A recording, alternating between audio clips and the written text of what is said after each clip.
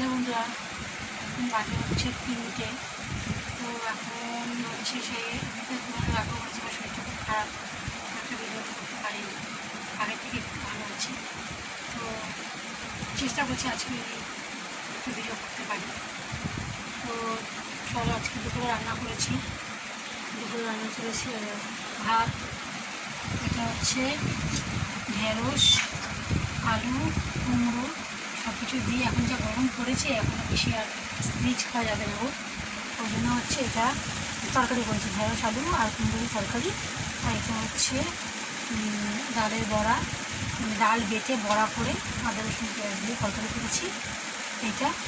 আর এটা হচ্ছে চাটনি, মানে পাতলা ঝোল। এখন হচ্ছে এটা শুনে ভালো লাগছে। ঠিক আছে, তোমরা কে কী রান্না করেছো তোমরা একটু ভালো করে জানো। এই গরমের মধ্যে তোমরা কী করে রান্না করে খাচ্ছ। আশা করি সবাই এখন একটু তাড়াতাড়ি